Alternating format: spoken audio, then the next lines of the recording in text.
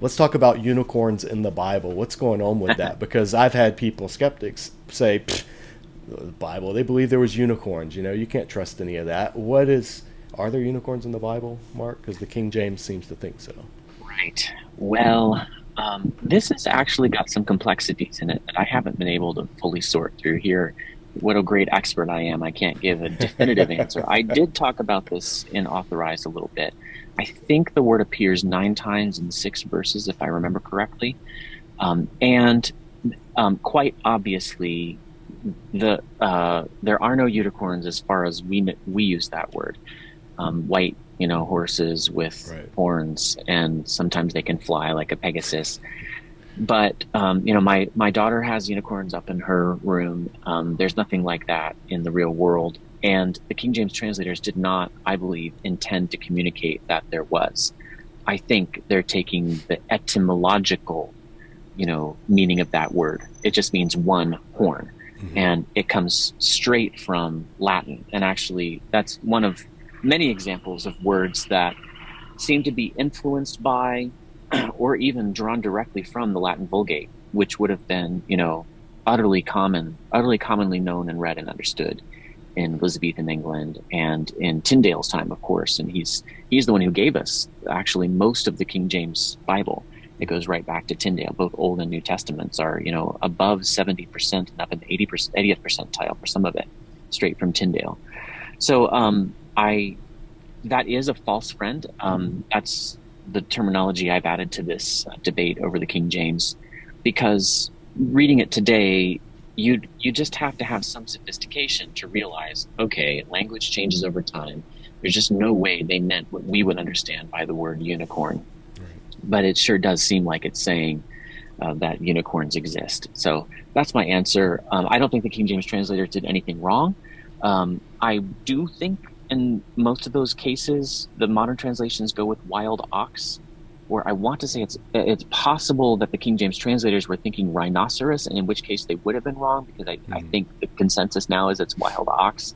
But the translators in the beginning of their preface, they acknowledge there are Hebrew words for obscure animals and, rocks and stuff that even the Jewish scholars of the time, they said, don't really know what these words mean. And they're just writing something down to write something. It's actually really witty what the King James preface says right there. And so they acknowledge there's some difficulty intended to the meaning of some of these Hebrew words. So that's why I give them a pass. Even if they were thinking rhinoceros, some of these words are difficult or obscure. Yeah, that's a great point. When people come across that, whether it's unicorn or other words in King James, they need to understand the concept. You just mentioned it, which is false friends. And I've appreciated that you introduced to me that concept, because it gave me a handle on what I've wanted to say about the King James to people for a long time when I'm explaining why it's not my translation of choice, other than the whole manuscript family and that issue. Right. Just in general, there are words that don't mean today what those same words meant back when it was translated. So Right. false friends, and folks, I'm going to put links to Mark's videos where he talks about false friends. I think you have a playlist or a series of videos about those, so I'm going to link those in the description. But what are some examples, just off the top of your head, maybe like 3 or 4 false friend examples you think illustrate the concept the clearest to somebody who's never heard that term and doesn't know what it's about? How long halt ye between two opinions? Elijah says that to the Israelites on Mount Carmel.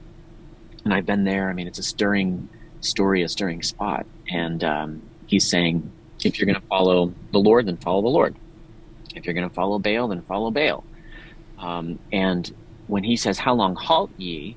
I just always took that as, how long are you going to stand stock still in between these two opinions? Go one way or the other. But actually, I was reading along in the ESV years ago. I was writing Bible curriculum for BJU Press. That was my job for 9 years. Really enjoyed doing that. Done some freelance work for them since then. And they have a really important ministry to Christian schools and homeschoolers. And so I was checking different translations, because they serve a constituency that goes far beyond, just that part of the church. And so I had to make sure that my Bible textbooks made sense to people using the NIV, ESV, New American Standard, King James, New King James, New Living Translation. So I was checking that, as I was wont to do. This is already my briar patch at the time. I was like 30 or 32, I think. And I noticed that the ESV said, "How long will you go limping between two opinions?" And I thought, that's not right. Limping is not the same as halt, stop, halt, who goes there? So then I checked the Hebrew, and the Hebrew was clearly limp. And I thought the King James translators weren't dummies. Surely they didn't get this wrong. And then I did some more searching. I searched for the word halt in the King James, and I saw in the New Testament, Jesus healed the halt and the blind. In other words, the lame or the limping and the blind. And it just hit me, duh. I've been misunderstanding the King James translators all these years. Through no fault of their own, they couldn't know that halt would drop the sense of limp and come to mean only stop. And through no fault of my own, like, what responsibility should I have for keeping up with all of the intricate and obscure and random changes in the English language over the last 400 or 500 years? But nonetheless, I misunderstood. It's the fault of language change. That's a false friend. That's my paradigmatic example. Some of my other favorites, just super quickly. God commendeth his love toward us, and that while we were yet sinners, Christ died for us.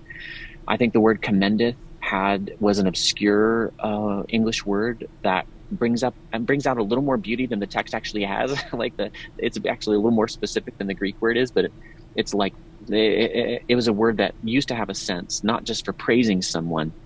It actually had this other sense of like putting a diamond on a black velvet cushion to put it on display, to showcase it. God, some people will die for a righteous man, but God showcased his love for us, and that while we were yet sinners, Christ died for us. There's another false friend. And then one of my very favorites, it's because it's so obscure, so random, and it was sent to me by a missionary to the foreign field who graduated from a King James only Bible college and was working with the King James only mission board, and ultimately had to leave the field in part because he no longer could support King James onlyism. Super gracious guy. He was listening carefully to what I was saying, and he came across "so that" in 1 Kings 8:25. And it's going to take me a second to find it, but in that verse, this is part of Solomon's high priestly prayer. And he says, "Lord God of Israel, keep with thy servant David, my father, that thou promised him, saying, there shall not fail thee a man in my sight to sit on the throne of Israel, so that thy children take heed to their way." And what that sounds to us like is, God's giving this promise. There's not going to be, you're not going to fail to have a man in your line, in David's line, to sit on the throne of Israel, in order that your children take heed to their way and walk before me as you did. But that doesn't make any sense if you really stop and think about it. It's got to mean something more like "if only." Sure enough, the Hebrew means "if only." And if you go swirling away in the Oxford English Dictionary, like I do just about every day, I'm addicted to it, you will find, sure enough, "so that" used to sometimes mean "if only." Who's going to possibly know that? And why should I have to know that? I would never have known that if you had not just told me that right now. Yeah, so it's almost like if you use the King James as your only English translation, then you need the Oxford English Dictionary as your lexicon, because so many of the words, and you don't even know that's the thing about false friends that you point out, is sometimes, most of the time, you don't even know that the word means what you think it means, because you think you know what it means. You think it's a normal word that you're used to. Right. That insight from your videos, I think, was one of the most profound in the King James only debate, was because it was showing King James only people like to immediately, or in my experience, like to jump to things like manuscript variants and why you can trust this and why you can trust that. Right. And I think what you do in your book and in your videos is you kind of just sidestep that for the most part, and say, okay, granted, let's say that the Textus Receptus is the most accurate Greek manuscript. Just looking at the King James translation, there are some major problems that have nothing to do, like you said, no fault of the translators. And I just urge anybody among your listening audience who ever in God's providence needs to deal with a King James onlyist of any stripe, the more extreme or the less extreme, don't get into textual criticism with them. 9 times out of 9, both participants in the discussion don't actually read Greek. And how can you actually have discussion. There is that one time out of 10 maybe where one person will know Greek and one person won't, and I'll let you guess which person in the conversation won't know Greek. But even then, it's just totally fruitless. But how can you argue about manuscripts written in a language that only one of you or neither of you can read? It's just foolishness. Proverbs talks about this, answering a matter before you hear it. There's a degree to which all of us just do have to trust some other people who've done work that we're never going to be able to get to do. We cannot validate every translation or textual decision made by others. I'm not saying be irresponsible. I'm not saying be a sheeple, learn all you can, but recognize that in the end, there's going to be experts out there who themselves are trusting other experts on other things, So I'm a New Testament guy. There's plenty of Old Testament stuff, what's that? The Genesis 49 mention of Shiloh. What does that mean? Okay, well, I'm just going to probably go with the most responsible and respected evangelical, Old Testament scholars there. I'll try to learn the ins and outs as much as I can, but ultimately I'm still trusting them. Anyway, that's what's going on with textual criticism with the great, great majority of people. So instead of arguing about that, we should focus on what the Bible does. The Bible never tells us how to adjudicate among manuscript differences in the Greek New Testament or in the Hebrew Bible, but it does tell us edification requires intelligibility. I've said this so many times on my channel. 1 Corinthians 14, that's the argument we should be having. And I don't have to talk about textual criticism. Why should I? When there are other translations of the Masoretic text and Textus Receptus that use contemporary English and therefore don't have these archaisms. So let's talk about that. I'm trying to shift the debate in that direction, and praise God, I think I've seen some success in that. Yeah, well, it's bearing fruit for sure. And my rule of thumb is our course here at Disciple Dojo, Bible for the Rest of Us, it's a hermeneutics course, but we never use the word hermeneutics because that scares people away. My rule of thumb, the more dogmatic someone is about a particular translation, the likely it is that they are not as well educated in text criticism or translation theory. Right. And I've never seen an exception to that in any discussions that I've had or participated in. I think the people that know how it works are the least insistent on you have to use this translation, this translation, or this translation.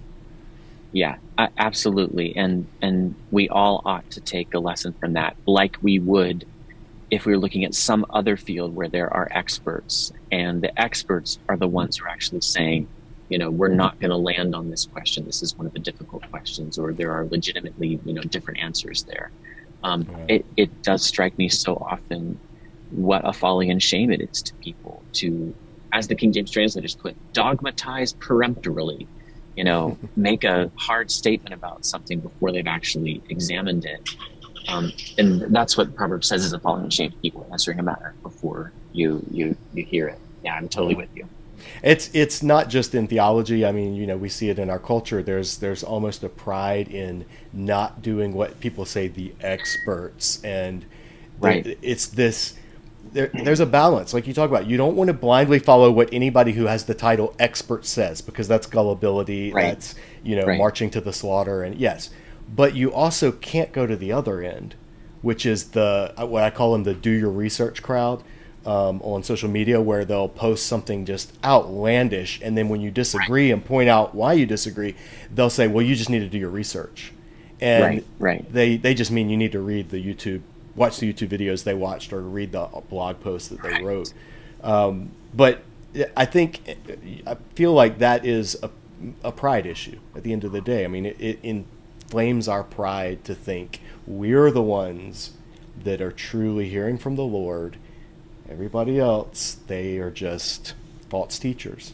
And or you're, in your case, you're just overly educated. You went to one of them cemeteries, and they filled your brain with all this knowledge, and God doesn't want knowledge. He wants your heart. And Right. Well, let me ask you this about the King James. A couple of questions real quick.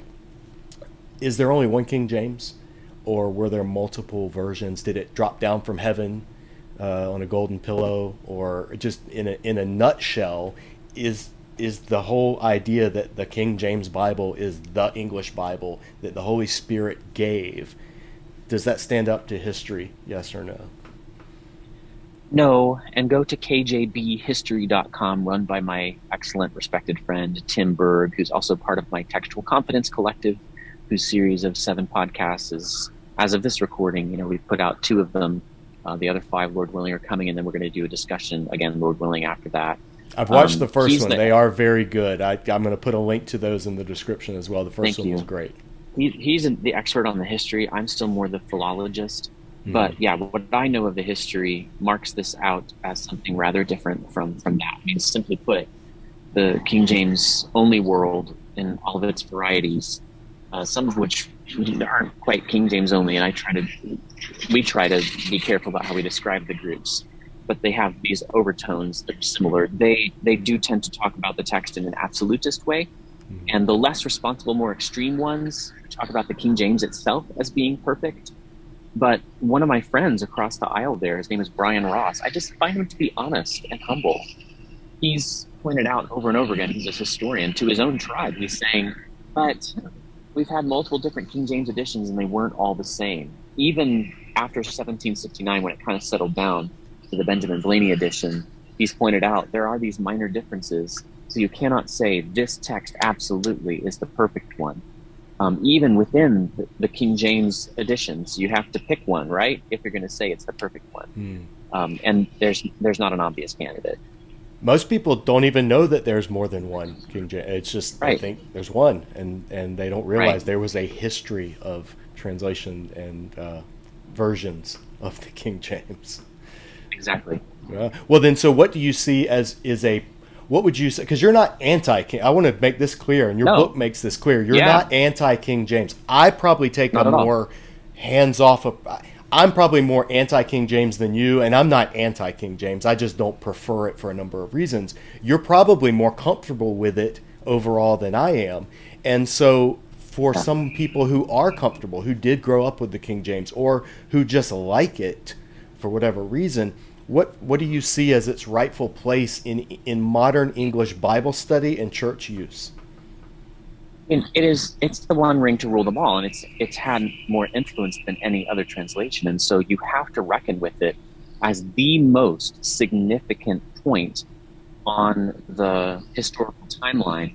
It casts a shadow, and that means that all of its decisions now seem normal and traditional and at least initially unobjectionable, and even translations today that aren't under any moral obligation to stick with King James, the individual renderings in the King James, they often sort of default to it in my experience. So the exception would be the Net Bible. I feel like the Net Bible is one of the major evangelical translations that almost like chooses to not follow the King James in places where it could take a different interpretation. I find that useful. I don't think they're trying to tweak anybody's nose. I think that's kind of goes back to the purpose of the translation, which was really actually the notes and the description of all the translations and textual decisions that they're having to make.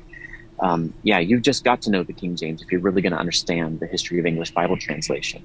I do think that it can play a role as sort of the solemn text. And, at my funeral, if they read Psalm 23 or the Lord's Prayer, I'd rather it be in Elizabethan language. No matter, write this down here, everybody, whoever's in charge of my funeral, and hopefully decades hence, I want the King James at my funeral in those key passages. But if there's a preacher at my funeral, I sure hope there is, who preaches the gospel, I'm not going to do that weird thing where I record a gospel message myself and make them play it. That's just bizarre. I've never heard of that, but yes, it is. Yeah. But if the preacher preaches, don't preach from the King James, brother, please, because I want the people at my funeral, especially my non-Christian relatives that I hope will come, I want them to understand everything that you're saying. But when the Bible is mainly there to provide that solemnity, that traditional, feel, and there are times for that. I think the Lord's Prayer and the Psalm 23 are some of those texts. I reach for the King James myself, but that's a comparatively small amount of Bible use in my mind. I don't read from the King James frequently anymore. I don't remember the last time I read all the way through it. It might have been 18 years ago. maybe 20. And don't recommend that people do that until they've already read through contemporary translations. Mhm. So I'm not, if the King James were totally unused, or used as often as Tyndale's, New Testament say, I wouldn't be sad. Right. I think the point of reading your Bible is understanding it, right? But while we still have it around, and I think there's value in reading it and knowing that tradition. Like you said, it has formed Bible translation, for better or for worse, and every translation that comes after it. That's why I use it in my study. I Right. always will compare, how did the King James say this, because that's going to tell me how the later translations down the road were their default approach to it usually. And you say for better, or for worse. I think it is mostly for better. Like the vast majority of it is for better. And nobody in the King James only world seems to register that I say this. I don't know if they just disbelieve me, but I think the King James tradition has proven its utility, its value, and that's why I sort of default to the ESV if I'm asked to, and I'm not really asked to. I guess for the Bible study magazine that I edit, I never mentioned that I edit Bible study magazine. Like Mm-hmm. we use the ESV now. I finally just standardized it to make it easier for myself. And why did I do pick that one? Because I think it probably is the closest to the King James as far as what the King James translators would produce today if they were alive today. Mostly formal, but not slavishly so. Cares about literary beauty. I think the ESV is a worthy heir to it. I am certainly not, as you know, trying to cast aspersions on the NIV or the CSB. Those have their place too. But if have a gun to my head, push comes to shove, that's the ESV is what I reach for because I want to honor the King James tradition. That makes sense, and especially given the area of evangelicalism from which you come, and which you're primarily Right. involved in. Your two choices would be ESV or New Revised Standard Version, and it makes sense that you would lean that way. Your recent video, by the way, on the updated edition of the NRSV, I shared it on social media because I completely agreed with it, and maybe that in the future we can talk more about that one, because Yeah. I'm interested to see how it's received. But on that note, because people always ask me this, so I'm sure they ask you. Uh, I recommend people if you don't know Greek or Hebrew, first of all, I think you should learn the basics of both of those languages. It's not super hard, but I know for some people that's just not possible. So if you only have access to English Bibles, which we all do now thanks to modern technology, what pick three Bibles, one thought for thought, one word for word, and then one somewhere in the middle. What would your recommendation for those three be to just the average viewer of this that wants to kind of have a broad understanding of what they're reading? That's a really hard one. If I'm forced to choose three, and that's kind of the thing, nobody is, right? Right. Nobody has to choose just three. But if that's the constraint I have, I'm going to have to say, You could yeah, say two or three or four. Just I have three that just kind of up because it makes sense. But then I always tell people, or if sure, you don't like this one, use this one. So I completely understand what you're saying. But just to give somebody I guess a starting point, they want to buy a yeah, couple of study Bibles to have on the shelf. yeah. In different translations. So off the top of your head, ESV would probably be Um, would that be your middle approach, or would that be more to your um, formal equivalent? that would probably be the most formal. I'm not probably going to recommend the NASB to that person. If I get three, I'm probably going to say ESV, NIV, and CSB. If the person is slightly more academic, I might replace either the CSB or the NIV with the Net Bible and send them to the notes. The You did say notes, study yeah. Bible.